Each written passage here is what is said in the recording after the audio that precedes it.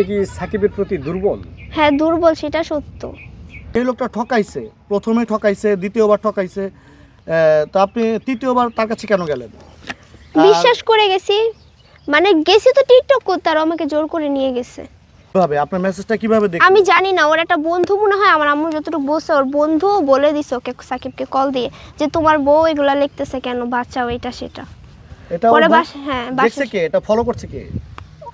Message দিছে আম্মুকে, আম্মুর কাছ থেকে ওই ভিডিও ইমরান ভাই সেলুন আম্মু ছিল, ওই সেলুন থেকে মনে হয় সাকিবকে কেউ কল দিয়ে বলে দিছে। হ্যাঁ। আচ্ছা, এখন আপনি মানে সাকিবের কাছে আপনি 3 বার ঠকেছেন, আপনি মুখে আপনি বলেছেন। হ্যাঁ 3 বার। আপনি গত ইন্টারভিউতে বলেছেন আপনি একে একে 3 বার আপনি সাকিবের কাছে চলে গেছেন। 3 বারই সে আমাকে ঠকাইছে, 2 বার ঠকাইছে, আমি মাফ করে দিয়েছি। আমি মনে করছি এবার যেহেতু ওরা তো বড় ক্ষতি হয়েছে, আল্লাহ ওকে ভালো করছে, কিন্তু এবার আরো জঘন্যভাবে আমাকে ঠকাইছে।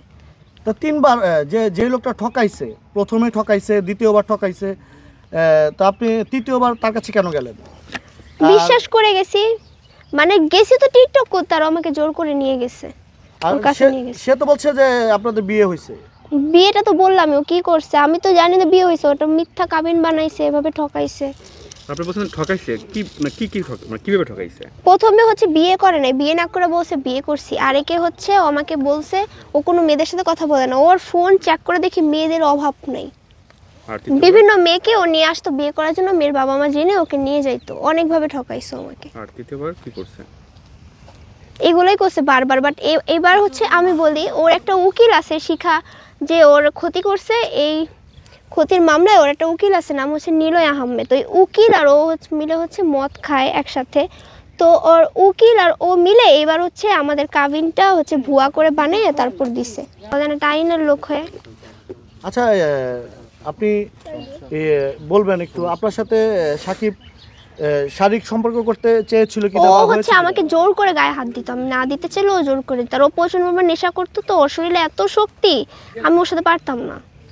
আচ্ছা, আমরা তো জানি শিখা খানের সাথে তার একটি সমস্যা হয়েছিল, তো তার এত এনার্জি কোথা থেকে আসে? সেটাই তো আমি নিজেও জানি না কোথা থেকে আসে। আচ্ছা, আরেকটা কথা বলছিল যে সাকিবের যে ঘটনাটা ঘটেছে এটা নাকি আপনার জন্যই হয়েছে। আমার তো মনে হয় না, কারণ আমি একটা নিউজে শুনলাম শিখার মেয়ের সাথে খারাপ কাজ করছে, এই জন্য এটা হয়েছে। আচ্ছা, এটা এই ঘটনা আগে থেকে কি আপনার সাথে তার সম্পর্ক ছিল বা যোগাযোগ ছিল? না না, এর ঘটনার পর থেকে। আচ্ছা, এটা আমি যে কথাতে ছিলাম, তার এত এনার্জি কোথা থেকে আসে? তিনি কি কোনো মেডিসিন? নেশা করে বলতেছে তো আপনাকে, সারাদিন ও ভাতের মতো নেশা খায়। মেডিসিন খায়? জি, ও নেশা করে। ওগুলো খেয়ে আপনার সাথে মানে শারীরিক সম্পর্ক করতে চায়? ও জোর করে আমার গায়ে হাত দিতে চাইতো। হ্যাঁ, অনেক ইয়ে করছে, আমাকে অনেক টর্চার করছে। সে কি ওই বিষয়টা সক্ষম? হ্যাঁ। তাহলে এখন আপনি এই সাকিব যে আপনার সাথে যে অন্যায়গুলো করেছে, আপনি এটা কি চাচ্ছেন? আমি একটা বিচার চাই, যেন আর কোনো মেয়ে ওর কাছে না যায়, এমন প্রতারিত না হয়, আমি এইটা চাই। আর ওর যেন একটা শাস্তি হয়, আমি এটা চাই। আর মিডিয়াতে কোনো মানুষ সাকিবকে, জুনিয়র সাকিবকে কখনো ফলো করবেন না, আর কখনো ওকে সাপোর্ট করবেন না। আচ্ছা, আজকে তো আপনি আপনার মার সঙ্গে আসছেন, তাই না? আমার মা আমাকে একটা অক্ষরও শিখায় আনে নাই। আপনারা বলেন, আমি এতটা টর্চার হয়েছি যে আমি নিজে নিজে পালায় চলে আসছি। আমি কিন্তু ওই জিঞ্জিরার জায়গা কোনো কিছু চিনি না।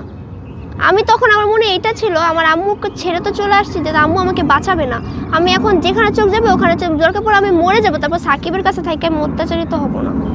একটা প্রশ্ন করি, আপনি কি সেটা করতে পারবেন? কি? আপনি যেহেতু জুনিয়র সাকিবের সাথে আর সংসার করতে চান না, কিংবা তাকে ভালোই বাসেন না, সাকিবের সব কিছুতে কি এখন ব্লক মারতে পারবেন? অবশ্যই পারবো। আমি তো ওর 2 দিন পর পরে ব্লক মারতাম, ও ফেক আইডি দিয়ে আমাকে ব্ল্যাকমেল করতো, তুমি ব্লক খুলো না, আমি মরে যাবো, এই করবো সেই করবো। এই যে 2 দিন পরে পরে ব্লক মারতেন, আবার কেন ব্লক খুলেন? ওই যে আমাকে ব্ল্যাকমেল করতো। আপনি কি সাকিবের প্রতি দুর্বল? হ্যাঁ দুর্বল, সেটা সত্য। এখনো দুর্বল? না, এখন আমি আর দুর্বল না। এখন তার প্রতি আমার কোনো মায়া কাজ করে না, কারণ আমি 3 বার ঠকছি তার কাছ থেকে। এই যে আপনি কি ভুলে যেতে পারবেন? হ্যাঁ পারবো। আপনি নিজে থেকেই বলতেছেন ও না? বিভিন্ন মেয়েদের সাথে যেহেতু আমি দেখছি, চ্যাটিং দেখছি, তার কনভারসেশন দেখছি, তাহলে ওকে ভোলা তো আমার ভাই কিছুই না। ও এত মেয়েদের সাথে ভালোবাসা করে, ওকে দিয়ে আমি কি করব? আর এগুলো সবার ছলনা, ও কখনো আমার ভালোবাসেনি।